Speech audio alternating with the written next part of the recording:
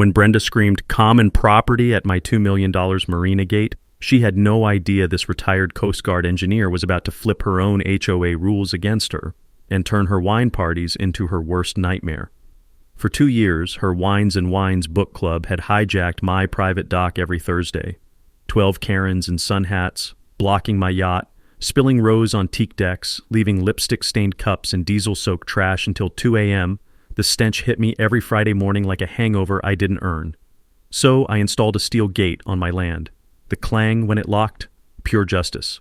She threatened lawsuits, called her city councilman husband, claimed the dock was community space.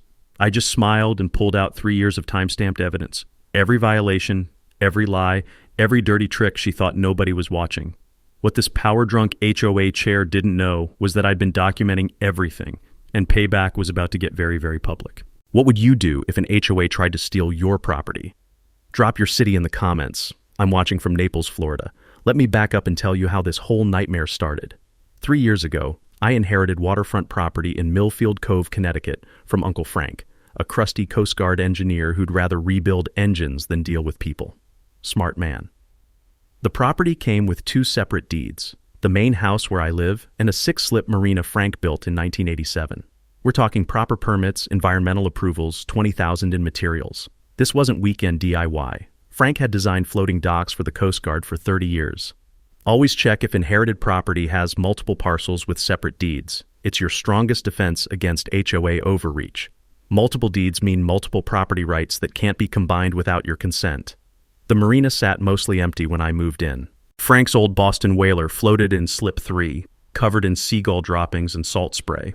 The smell of creosote and diesel fuel reminded me of my own Coast Guard days. Peaceful, exactly what I needed after 3 decades of military service. That peace lasted exactly 4 months. Enter Brenda Kessler, 48, real estate agent and self-appointed queen of the Millfield Cove HOA. Picture a woman who color codes her spice rack and irons her yoga pants. Her husband Roy sits on city council, the kind of politician who remembers your wallet size but not your name. Brenda first invaded on a Thursday in May, leading 12 SUVs down to my marina like some entitled wagon train. I watched from my deck as women in designer athleisure unloaded enough wine to float a small destroyer. The clink of stemware against my custom teak railings made me cringe. "Oh, hi," Brenda chirped when she spotted me. "Just using the community marina for book club. Hope you don't mind." The audacity hit me like a slap. This is private property. My uncle built this on his own land. Her smile froze, but those shark eyes went calculating. Well, there's obviously been some confusion. Waterfront amenities are community resources here. I'll have someone research the paperwork. That someone was Roy, who magically discovered an HOA covenant claiming shared access to recreational waterfront facilities. Never mind, this marina existed a decade before their HOA was incorporated. Details, right? Here's where it gets infuriating. Instead of just asking to occasionally use the dock, Brenda declared it community property and started charging her book club members $50 each for marina access fees. She was literally profiting off my property while telling me I had no say in the matter. Every Thursday became my personal hell. The Wines and Wines Club, though I never saw them crack anything but Chardonnay, would arrive like an invading army, blocking my boat access, rearranging my furniture, leaving disasters of lipstick-stained cups and soggy cheese plates floating in the water. The sound of their wine-fueled cackling at midnight made my blood pressure spike. These weren't quiet book discussions. They were full-blown parties with speakers, gossip sessions, and enough drunk drama to power a reality show. When I politely asked them to clean up, Brenda would pat my arm like I was a confused dog. "Marcus, don't be antisocial. Community spirit makes Millfield special." Community spirit? Lady, you're running an unlicensed commercial operation on my private dock and pocketing the cash. The breaking point came when security footage caught one of her wine-drunk friends trying to steal my uncle's restored Boston whaler. A blonde in a Wine Mom t-shirt was fumbling with the ignition, while her crew cheered her on like it was spring break. That's when I installed the $12,000 steel gate with electronic locks and enough cameras to make the Pentagon jealous. The look on Brenda's face when that gate clanged shut for the first time, priceless. But here's what I didn't expect. Instead of backing down like any reasonable person, Brenda declared total war. And honestly, I'd been hoping she would. The morning after I locked Brenda out, she filed a formal HOA complaint accusing me of antisocial behavior detrimental to community harmony. The smell of fresh coffee turned bitter in my mouth as I read her 3-page manifesto, claiming I was hoarding community resources and displaying hostility toward neighborhood traditions. Tradition? Lady, your wine parties started 2 years ago, not 2 centuries. But Brenda wasn't playing games. She scheduled an emergency architectural review board meeting for Tuesday morning, conveniently when working people couldn't attend. The agenda item read, Review of unauthorized gate installation, restricting community waterfront access. The word unauthorized made my jaw clench. I'd pulled proper permits like any law-abiding citizen. Her secret weapon was a copy of the 1997 HOA covenants, claiming all waterfront recreational facilities fell under community jurisdiction. She'd highlighted every section in hot pink marker, probably while sipping her morning mimosa and plotting my downfall. Most people would panic at this point, but 3 decades in the Coast Guard taught me that paperwork wars are won by whoever does their homework first. While Brenda planned my public execution, I was at town hall digging through filing cabinets that reeked of old cigarettes and bureaucratic despair. Town clerk Mrs. Henderson, a sharp woman who'd been filing documents since the Carter administration, pulled out my uncle's original 1987 Marina permits. Frank was thorough, she said, adjusting wire-rimmed glasses. These permits specifically state the marina was built on private lot 47B, completely separate from residential lots under HOA control. Then Mrs. Henderson dropped a bombshell that made my blood freeze. Your neighbor, Mrs. Kessler, requested these same documents 6 months ago. She leaned closer, lowering her voice. Before you even moved here. She asked specifically about adverse possession laws, how long someone needs to use property before claiming ownership. The pieces clicked together like a weapon being assembled. This wasn't some spontaneous power grab. Brenda had been planning this marina theft since before I'd unpacked my first box. She'd researched the legal angles, probably discovered that 15 years of continuous use could establish adverse possession rights in Connecticut, and figured 2 years of wine parties would be enough to muddy the waters. The woman was playing a long game, and I'd walked right into her trap. Armed with Frank's permits and deed restrictions, I showed up to Brenda's kangaroo court, ready for battle. The HOA meeting room stunk of vanilla air freshener and manufactured outrage. 12 neighbors slouched in folding chairs, looking like they'd rather be getting root canals. Brenda opened with a PowerPoint titled Preserving Community Values, because nothing says grassroots like corporate presentation software.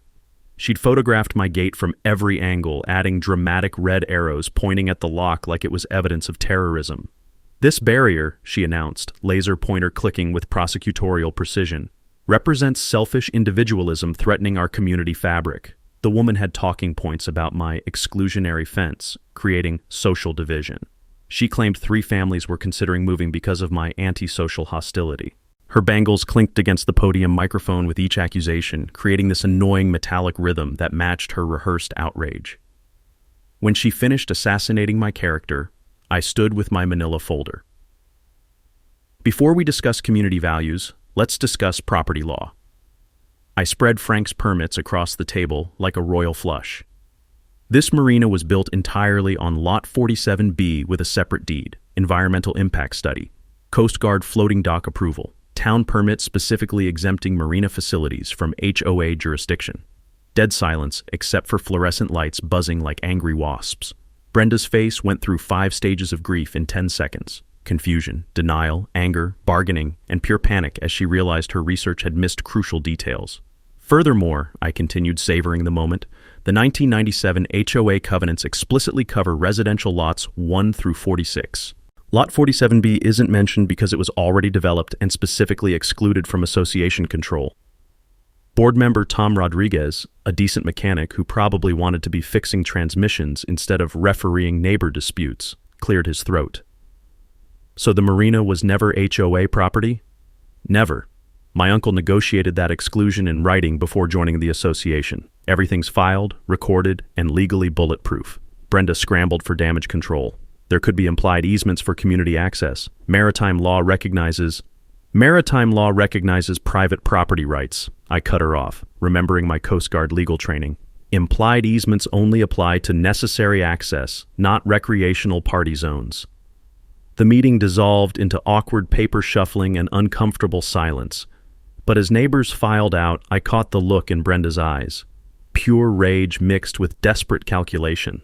This woman wasn't backing down. If anything, I'd just declared war on someone with connections, resources, and absolutely nothing to lose. She was already speed dialing someone as I walked to my truck, probably activating every political favor her husband had banked over the years. Brenda's revenge came fast and dirty. 2 days after the HOA meeting, a city inspector materialized at my door like a government-issued Grim Reaper. "Marina safety inspection," he announced with all the enthusiasm of a funeral director. "Got reports of dangerous conditions requiring immediate intervention." Meet Dave Kruger, a weaselly little bureaucrat who'd obviously never seen a proper dock in his life.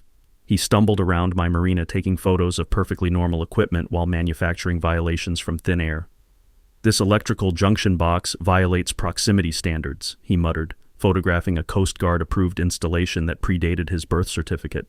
The stench of his discount aftershave mixed with morning salt air made my eyes water. Watching this clown pretend to understand marine engineering was like watching a toddler perform brain surgery.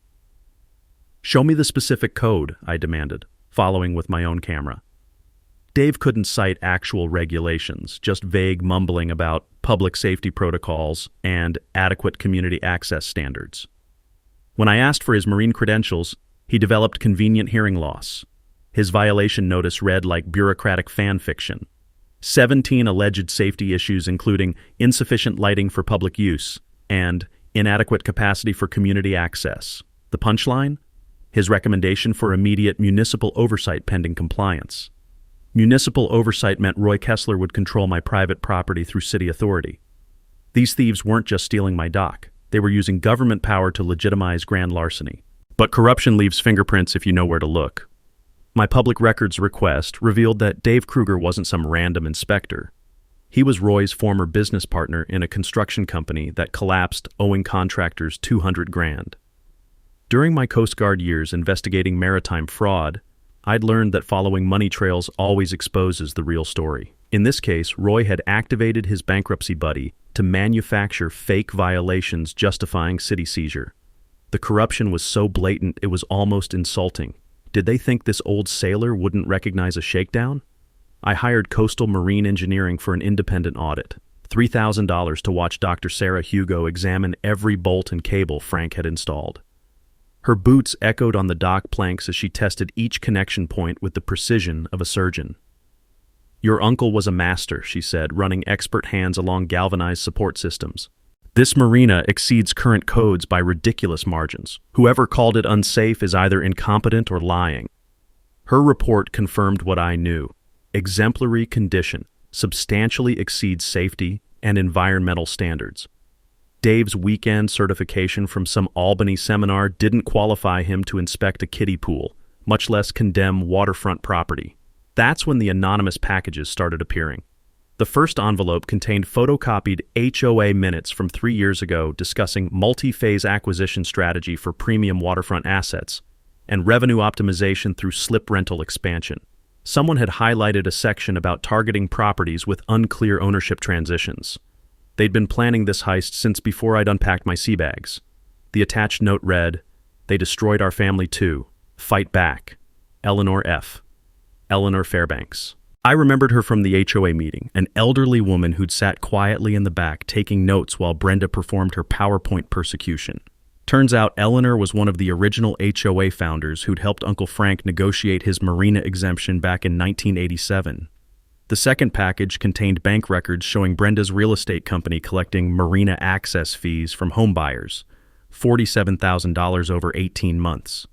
She'd been selling access to my private property, pocketing the cash, then using city inspectors to justify the theft. The woman had turned my inheritance into her personal revenue stream. But Brenda wasn't finished. She organized a grassroots petition claiming my marina caused traffic congestion and environmental damage. 37 signatures demanding city action against my selfish property hoarding.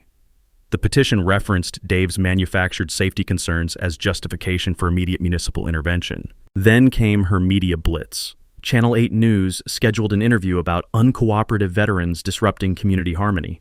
The teaser showed Brenda on the public beach, gesturing dramatically at my gate while lamenting newcomers who reject neighborhood cooperation. Rich. This woman had spent 2 years stealing my property, profiting from fraudulent marketing and deploying corrupt officials to manufacture fake violations. Now she was positioning herself as the victim of my antisocial behavior. But every escalation just handed me more ammunition. My attorney was building a federal case that would make Watergate look like a parking ticket dispute. The metallic taste of anger in my mouth reminded me of combat situations. That moment when you realize the enemy has overplayed their hand and victory becomes inevitable. Let Brenda keep digging. She had no idea how deep this hole was about to get, or how many federal agencies were about to take interest in her little municipal corruption scheme. Game on, sweetheart. Brenda went full scorched earth the following week. Channel 8's morning show featured her on the public beach in a crisp white blazer, looking like she was campaigning for sainthood. "We have a decorated veteran who's forgotten the values he once served," she told the camera with Oscar-worthy sincerity. "When neighbors can't share waterfront resources, we've abandoned the spirit that makes America great." The sheer audacity made my breakfast taste like sawdust. This woman was questioning my patriotism because I wouldn't let her steal my dock. She had more nerve than a toothache and half the sense. By noon, she'd organized a Marina liberation protest complete with professionally printed signs reading, "Veterans should share," and "Community over greed." 23 people showed up chanting focus-grouped slogans while staying carefully on public property. Someone had obviously consulted lawyers about trespassing laws. The smell of fresh poster paint mixed with salt air as I watched Brenda work the crowd like a seasoned politician. She was probably practicing for Roy's inevitable mayoral campaign, using my Marina as her stepping stone to higher office. Then came her nuclear option, filing a formal complaint with the State Department of Environmental Protection claiming I was illegally blocking public waterway access. Her written statement alleged environmental crimes and unauthorized dock expansion restricting navigation. DEP Inspector Janet Morrison arrived expecting major violations based on Brenda's dramatic allegations. Instead, she found Frank's 30-year-old Marina in museum-quality condition. "The complaint mentions unauthorized expansion," Morrison said, comparing measurements to the original 1987 environmental study. "But your footprint hasn't changed since initial construction." The metallic snap of her measuring tape echoed across the water as she verified every dimension. Frank had built his Marina so perfectly that the DEP actually used it as a reference standard for other waterfront projects. "Filing false environmental reports is a serious offense," Morrison warned while packing her equipment. $10,000 fines plus potential criminal charges. Someone provided completely inaccurate information. Criminal charges. Brenda had just committed felony false reporting with her signature on official documents. But Roy wasn't finished escalating. He triggered an emergency property tax reassessment, claiming my Marina generated commercial rental income. Overnight, my taxes jumped from $12,000 to $42,000 annually. The timing was surgical, scheduled for the same week as an emergency HOA meeting to modernize waterfront access bylaws. Coordinated assault. Financial pressure through inflated taxes. Regulatory capture through rigged rule changes. Then, the midnight harassment began. Anonymous calls featuring heavy breathing followed by disguised threats. Sell the Marina or face consequences. The background noise sounded suspiciously like Flanagan's Pub, where Roy held court every Tuesday night with his city council cronies. My security system recorded everything, automatically uploading to cloud storage these tech-challenged boomers would never think to target. Eleanor Fairbanks became my secret weapon. This 78-year-old librarian had documented every HOA decision since 1997 with obsessive precision. Her basement looked like a government archive, complete with color-coded filing systems that would make the FBI jealous. The Kesslers destroyed the Henderson family in 2019 using identical tactics, Eleanor explained over coffee in her immaculate kitchen. China cups clinked as she pulled out manila folders thick with evidence. Manufactured code violations, coordinated political pressure, forced sale at half market value. The Hendersons fled to Florida just to escape the harassment. She documented everything: fake inspections, trumped-up violations, mysterious tax reassessments that bankrupted previous victims. The Kesslers had perfected systematic property theft disguised as municipal governance. 3 waterfront families so far, Eleanor continued, her voice shaking with controlled rage. Each time, Roy's construction buddies swooped in to buy distressed properties for pennies, then flipped them for massive profits. It's organized crime with government letterhead. The scope was staggering. This wasn't personal vendetta. It was systematic theft using municipal authority as the weapon. Brenda and Roy had turned city government into their private real estate acquisition machine, targeting veterans and elderly property owners who seemed vulnerable. But they'd made one crucial mistake. During my Coast Guard years, I'd helped federal prosecutors break up similar corruption rings involving harbor authorities and municipal dock permits. I recognized every element of their operation because I'd seen it prosecuted in federal court. The pattern was textbook municipal corruption: create artificial emergencies, manufacture fake violations, coordinate government pressure, then profit from distressed property sales. What made it federal was the systematic nature and the targeting of protected classes, veterans and elderly citizens. My phone was already buzzing with messages from former Coast Guard contacts who'd moved to federal law enforcement. Turns out targeting veterans' property through fraudulent government action triggers very specific federal statutes that carry serious prison time. The amateurs were about to discover that some games have consequences they never imagined. The taste of victory was already replacing the bitterness of anger in my mouth. The envelope arrived on a gray Thursday morning, smelling like old paper and long-buried secrets. Eleanor's hands trembled as she spread yellow documents across my kitchen table while rain drummed against the windows like impatient fingers. "I found these in my basement last night," she whispered, pointing to faded typewriter text that would change everything. The original 1985 HOA incorporation documents everyone thought were destroyed in the municipal building fire. There it was, typed on an ancient IBM Selectric in Eleanor's own careful formatting. Lot 47B Marina facilities shall remain private property in perpetuity, exempt from all community association jurisdiction, covenants, and assessments.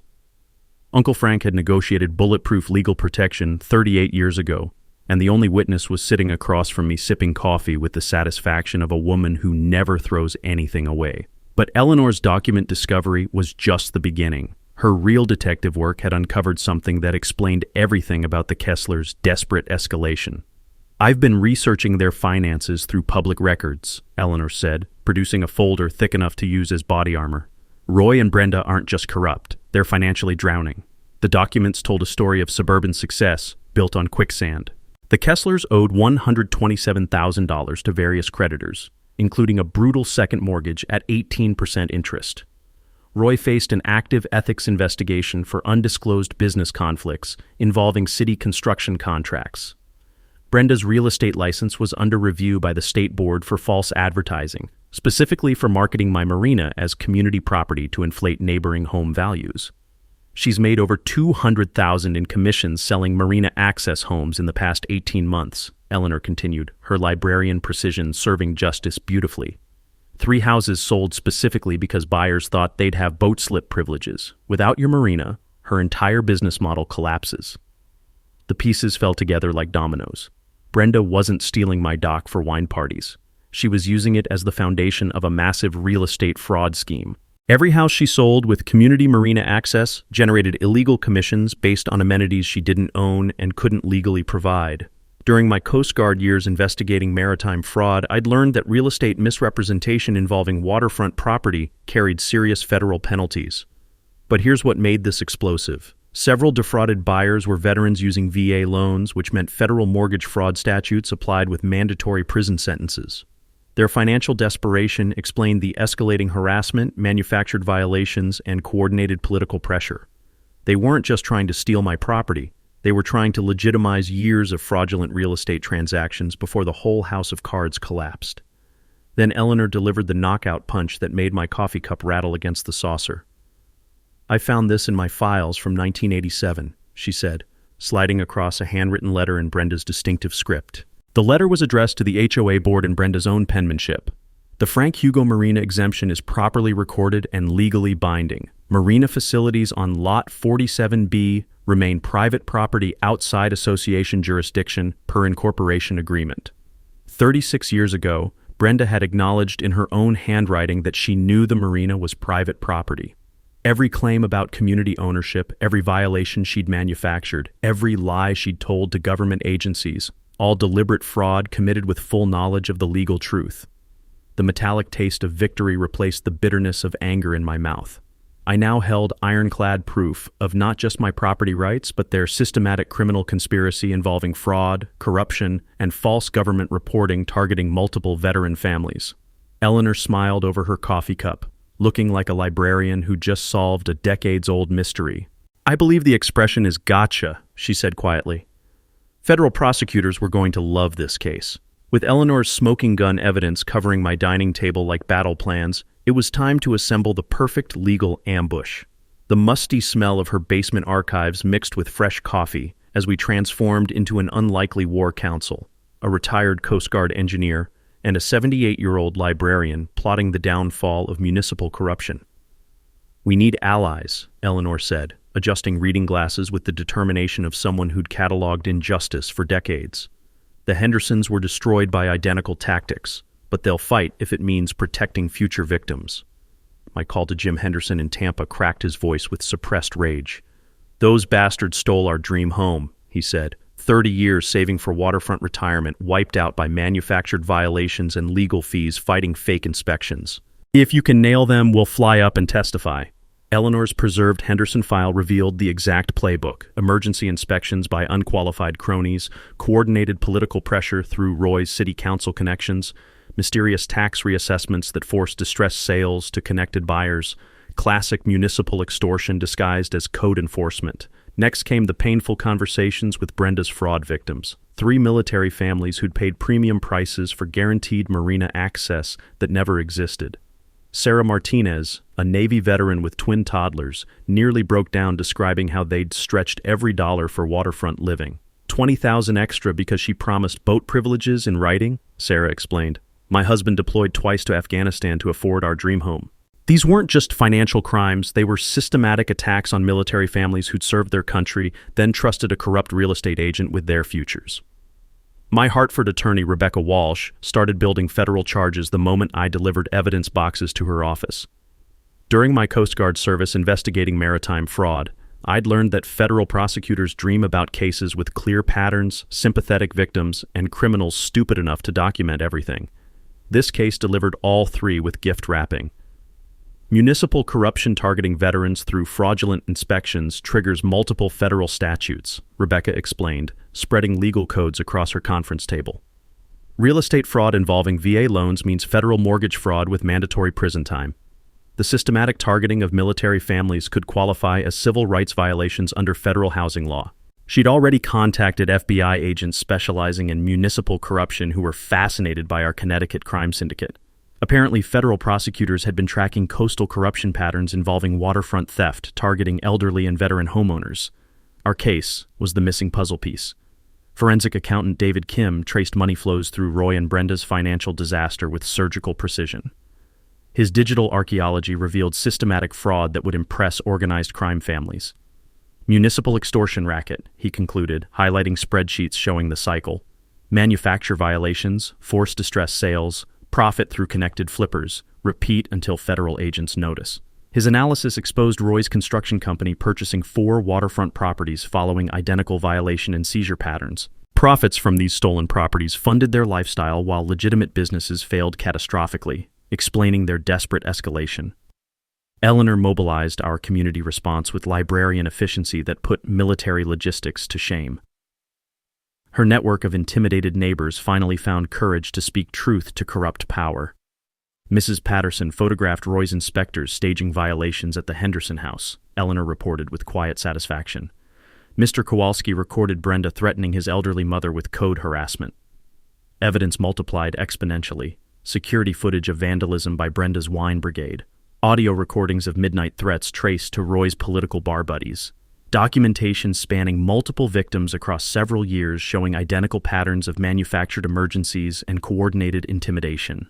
Our secret weapon was the public town hall meeting Eleanor had scheduled for Thursday night. She'd convinced the municipal clerk to require all HOA business in open session with mandatory media access and official recording. The Kesslers had no idea they were walking into a carefully orchestrated federal sting operation. But the real genius was Eleanor's research into Connecticut municipal law revealing that filing false government reports while holding public office constitutes automatic felony corruption regardless of federal charges. Roy's inspector buddy Dave had committed perjury on official documents, which meant criminal conspiracy charges for everyone involved. Public officials who knowingly file false reports face automatic removal from office plus criminal prosecution, Eleanor explained with the quiet joy of someone who'd spent decades watching bullies escape consequences. Roy loses his city council seat the moment charges are filed, regardless of trial outcomes. The trap was elegant in its simplicity. Federal agents would attend the town hall as observers, while Brenda and Roy unknowingly confessed to systematic fraud on recorded television. Process servers would deliver indictments the moment they finished incriminating themselves. Municipal officials who file false reports face immediate removal and criminal charges. Corruption has consequences even before trial. Thursday night couldn't come fast enough. The taste of approaching justice was sweeter than Eleanor's homemade coffee. Brenda's desperation reached new depths the week before our town hall confrontation. Her opening gambit targeted what she thought was my vulnerability, spreading rumors that I was a dangerous PTSD veteran who'd been dishonorably discharged for violent incidents. The whispers slithered through grocery checkout lines and coffee shop conversations like toxic fog designed to destroy my credibility. The sheer cruelty took my breath away. This woman was attacking 30 years of honorable military service because I wouldn't let her steal my dock. But targeting a veteran's service record is like poking a sleeping bear with federal law enforcement connections. Military records don't lie, and mine told a very different story than Brenda's character assassination. Honorable discharge with commendations, Coast Guard Achievement Medal for maritime rescue operations, 0 disciplinary actions, clean psychological evaluations throughout my career. I scheduled a voluntary psychiatric assessment with Dr. Patricia Reynolds, who'd evaluated thousands of returning Coast Guard personnel.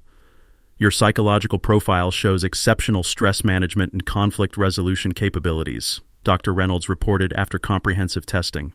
The scratch of her pen on evaluation forms sounded like vindication.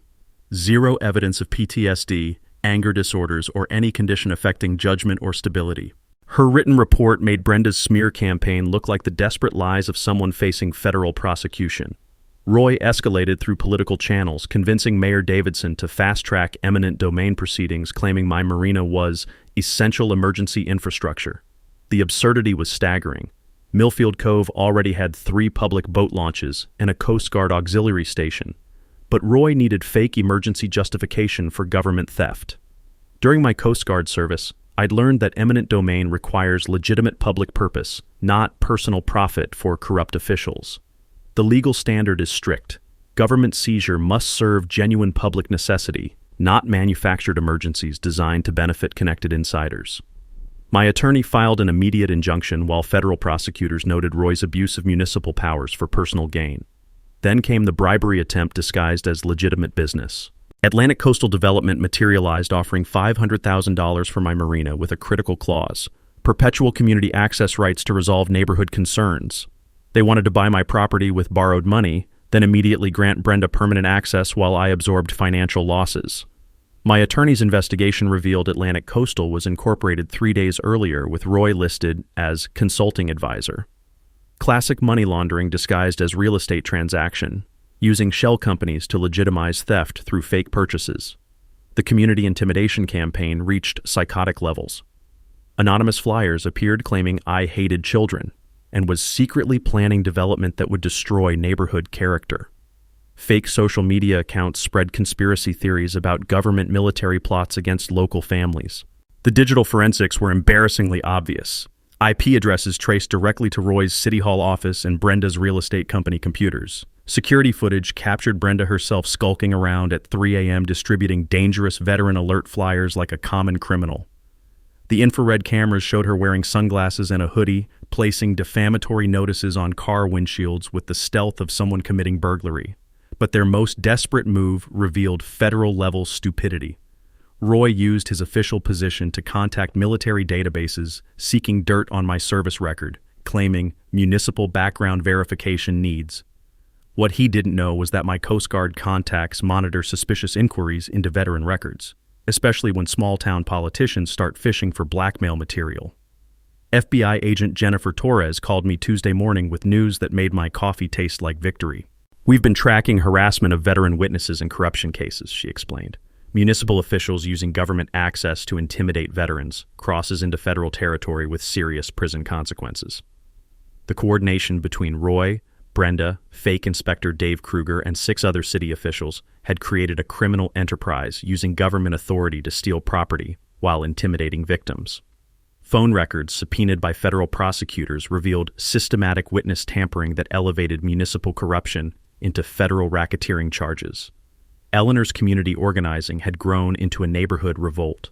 Long intimidated residents finally found courage to speak publicly about years of harassment by the Kessler crime family. Mrs. Patterson provided photographs of staged violations at the Henderson house.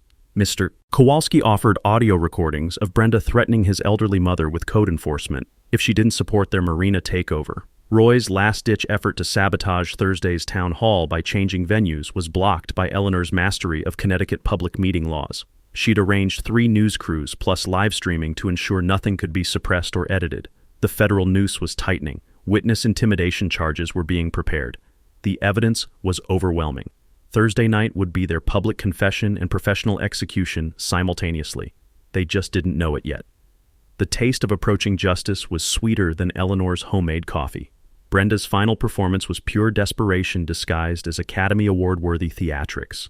Wednesday morning, she staged an accident at my Marina that would have impressed Hollywood stunt coordinators. The smell of salt air mixed with her cheap perfume as I watched from my deck while she carefully positioned herself near a perfectly normal dock cleat.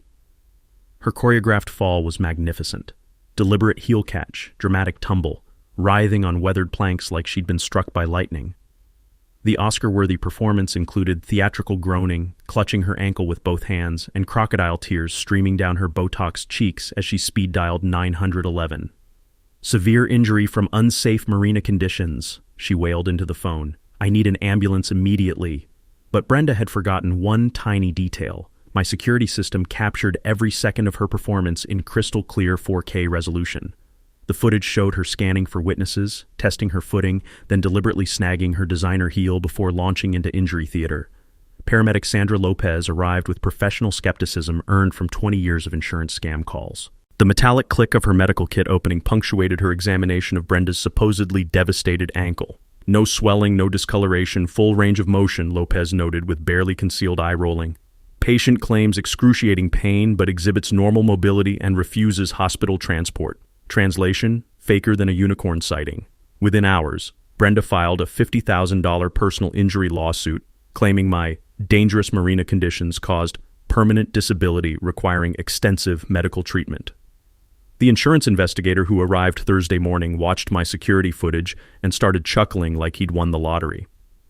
20 years investigating insurance fraud, and this is the most obvious fake I've ever seen, Mike Hugo explained while replaying Brenda's performance. "She's literally looking at your camera when she stages the fall. We're referring this to the DA for felony prosecution immediately." During my Coast Guard service, I'd learned that insurance fraud involving staged accidents carries mandatory felony charges in Connecticut regardless of the dollar amount. Brenda had just elevated her crimes from municipal corruption to federal fraud prosecution. Roy's nuclear response came through an emergency city council session scheduled for Wednesday evening with 12 hours notice, a deliberate violation of public meeting laws designed to exclude opposition voices. The resolution would declare my Marina a public safety hazard requiring immediate municipal seizure. But Eleanor's community network had been monitoring city communications for weeks. Her phone tree activated like a military operation, flooding the meeting with residents demanding their legal right to participate in municipal decisions affecting their neighborhood. Roy's purple-faced rage when dozens of citizens crashed his secret meeting was beautiful to witness. The illegal resolution collapsed under legal challenges and media scrutiny, exposing him as the corrupt official everyone suspected but couldn't prove. Brenda's grand finale arrived Thursday afternoon, a press conference claiming she was the victim of veteran violence and government conspiracy. She limped to the microphone with a walking cane that materialized from nowhere, surrounded by supporters waving professionally printed "Justice for Brenda" signs. "I've been intimidated, harassed, and physically injured by a dangerous veteran who refuses community cooperation," she declared with practiced conviction. City Council's refusal to protect innocent citizens proves how deep this conspiracy reaches. The performance was flawless until Channel 8 reporter Jessica Martinez started asking uncomfortable questions about staged accidents, fraudulent insurance claims, and systematic harassment of veteran families. Brenda's supporters evaporated like morning fog as the interrogation intensified, leaving her alone facing reporters who smelled corruption. But forensic accountant David Kim uncovered the smoking gun that transformed municipal corruption into federal racketeering. Brenda had attempted to bribe insurance investigator Mike Hugo with a consultation fee to overlook obvious fraud evidence. "She offered me 10 grand cash to understand community dynamics," Hugo reported to FBI agents while playing his recorded conversation. Said the security footage was misleading and needed proper context. That's textbook attempted bribery of federal insurance investigators. The bribery attempt triggered automatic federal jurisdiction. Insurance fraud investigations fall under federal oversight when they involve attempts to corrupt investigators or systematic patterns targeting protected classes like veterans. FBI agent Jennifer Torres confirmed what I'd suspected. The Kesslers weren't just small-town criminals. They were running a sophisticated municipal corruption enterprise that had destroyed multiple families over several years. Federal prosecutors were building RICO charges that would dismantle their entire network. Systematic targeting of veterans through fraudulent government action, combined with insurance fraud and attempted bribery of federal investigators, meets our criteria for federal racketeering prosecution, Agent Torres explained. They've graduated from municipal corruption to federal crimes carrying decades in prison. Eleanor's quiet satisfaction was evident as she prepared final documents for Thursday night's town hall. 36 years watching these bullies destroy families, she murmured while organizing evidence folders. Tomorrow night, justice finally gets served. The federal trap was set. The evidence was overwhelming. The criminals had confessed their crimes in writing and on camera. Thursday's town hall would be their public execution disguised as community meeting. Thursday night felt like the Super Bowl of small-town justice. Millfield Community Center overflowed with 3 years' worth of suppressed rage as neighbors packed every folding chair that groaned under the weight of anticipation. The smell of burnt coffee mixed with old grudges, while FBI agent Jennifer Torres positioned herself in the back row, looking like a librarian but taking prosecutor-level notes. 3 news crews aimed cameras at the defendant's table where Brenda sat in her designer armor, crisp blazer, professional makeup, even the ridiculous walking cane from her insurance fraud theater. She worked the crowd with campaign trail smiles, completely oblivious that process servers Tom Rodriguez and Maria Santos were flanking the exits with federal indictments. Roy strutted through the crowd like a conquering hero instead of a corrupt politician about to face federal racketeering charges. His city councilman pin caught the fluorescent lights as he glad-handed supporters who had no clue they were watching his political funeral. Eleanor commanded the front table with folders arranged like artillery shells, each containing evidence that would obliterate years of municipal corruption. Her calm demeanor reminded me of Coast Guard operations, quiet professionals doing devastating work. I opened with military precision. Tonight, you'll see complete documentation of a criminal enterprise operating under municipal authority to steal waterfront property from veteran families. The overhead projector displayed Uncle Frank's 1987 Marina permits while I explained Brenda's 36-year lie. Murmurs rippled through the audience as they realized the scope of deception. Then came the mic drop moment that changed everything. Here's Mrs. Kessler's own handwriting from 1987, I announced, projecting her letter acknowledging my Marina's private status. The distinctive script filled the screen like a smoking gun. She confirmed in writing that Marina facilities remain private property outside HOA jurisdiction. Every claim about community ownership has been deliberate fraud.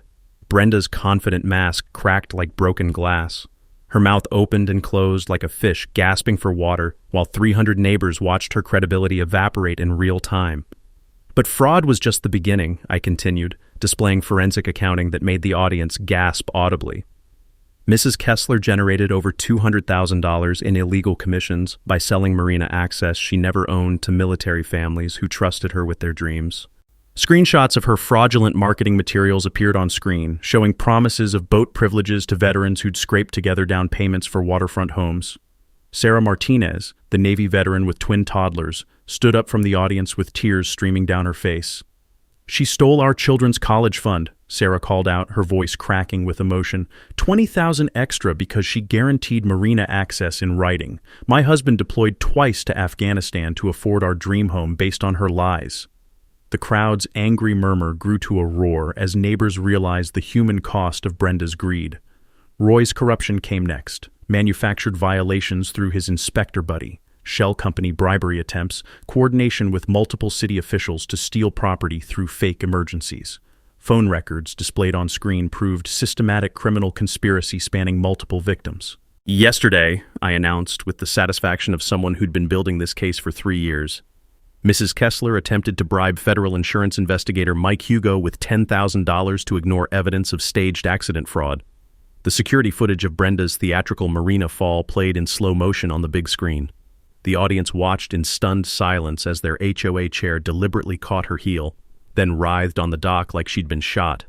Someone in the back started laughing, then everyone joined until the room echoed with cathartic laughter at Brenda's expense. Federal prosecutors are now filing RICO charges for operating a criminal enterprise through municipal corruption, I announced as FBI agent Torres stood up, her badge glinting under the lights like a beacon of justice. The color drained from both defendants' faces as the implications hit them like a freight train. Roy looked like he was having a stroke while Brenda's theatrical sobbing began for real this time. Eleanor delivered the final blow with surgical precision. 3 waterfront families have provided identical harassment documentation.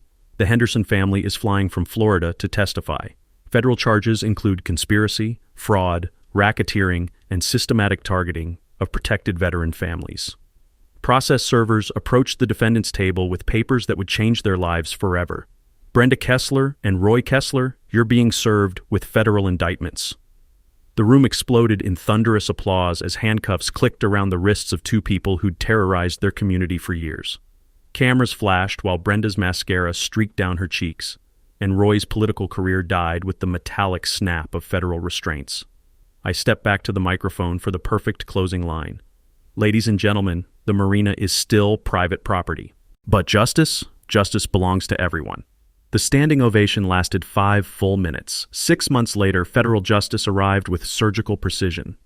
Brenda pled guilty to fraud, conspiracy, and attempted bribery, earning 18 months in federal prison plus $450,000 in restitution to her victims. The thought of her making license plates instead of fraudulent real estate deals brought deep satisfaction to every family she'd destroyed. Roy's fall was even more spectacular. Federal racketeering charges, abuse of office, and conspiracy convictions netted him 36 months behind bars. His resignation letter was 1 sentence: I hereby resign, effective immediately. The construction company shell game collapsed when forensic accountants traced stolen property profits through his network of corrupt cronies.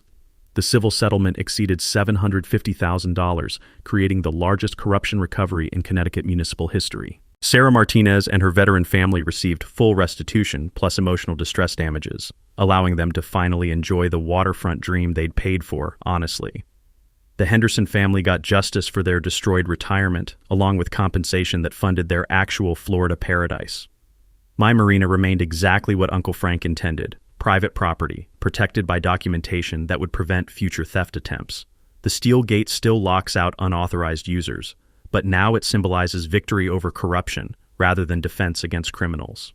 Eleanor Fairbanks transformed from quiet librarian to regional anti-corruption hero, whose basement archive exposed systematic municipal crime spanning decades. Using settlement funds, she established the Millfield Property Rights Defense Fund, providing legal assistance to homeowners facing HOA abuse or government harassment. Her meticulous documentation methods are now taught in law schools as the gold standard for fighting institutional corruption. The community healing exceeded all expectations. New HOA leadership implemented transparency reforms, including open financial records, mandatory public participation, and term limits that eliminated career politician mentality. Property values soared once honest governance replaced manufactured chaos. But my proudest achievement is the Marina Community Foundation, established with settlement money. Every month, my private dock opens for veterans' therapeutic fishing programs where former Coast Guard, Navy, and Marine personnel find healing on peaceful water. The sound of fishing lines cutting through morning mist replaced toxic echoes of harassment and intimidation.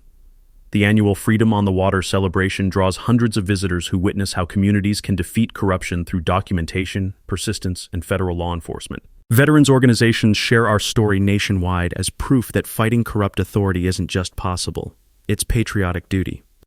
Eleanor's monthly property rights education seminars teach homeowners to recognize corruption patterns and document harassment before it escalates. Her classroom has become pilgrimage destination for victims who need practical guidance for fighting municipal crime.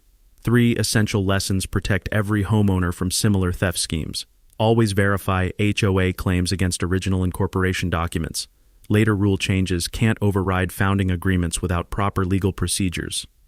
Document every interaction with hostile officials because courts require evidence, not emotional appeals. Research municipal officials' financial interests in disputed matters because corruption always follows money trails that public records reveal. The legal precedent our case established protects property owners nationwide from municipal theft, targeting veterans and elderly citizens. Federal prosecutors now cite Millfield Doctrine when investigating systematic harassment through fraudulent government action, creating deterrent effects throughout coastal regions. Every sunrise over my peaceful marina carries the salt-tinged scent of victory and the quiet satisfaction of justice served. Uncle Frank's Boston whaler floats restored in Slip 3, American flags snapping in morning breeze above docks that represent individual rights triumphing over petty tyranny. The metallic clink of rigging and harbor wind sounds like freedom bells celebrating honest governance restored. The Marina Foundation Scholarship Program has sent 12 children of veteran families to college, funded by money recovered from criminals who thought documentation didn't matter. Eleanor's Defense Fund has helped 43 families fight HOA abuse successfully, proving that organized resistance defeats organized corruption. Local businesses celebrate honest leadership that protects property rights over political connections. The transformation from fear-based compliance to principled resistance inspired similar movements in communities nationwide where citizens refuse to accept corruption as inevitable. My greatest satisfaction comes from knowing that future families will never face the harassment that destroyed the Hendersons or terrorized veteran homeowners who trusted corrupt officials with their American dreams. Uncle Frank would be proud. His marina stands as monument to the principle that private property rights matter, documentation defeats corruption, and ordinary citizens armed with truth can topple criminal enterprises disguised as municipal authority. Your turn now. Share your HOA horror story in the comments. You're not alone in this fight. Subscribe for more David versus Goliath victories where persistence and federal prosecutors prove that justice still wins in America. That's a wrap for today's episode on HOA Stories. If you enjoyed watching Karma in action, smash that like button, comment your thoughts, and let us know if you've dealt with HOA madness too. Subscribe so you won't miss the next HOA meltdown we post.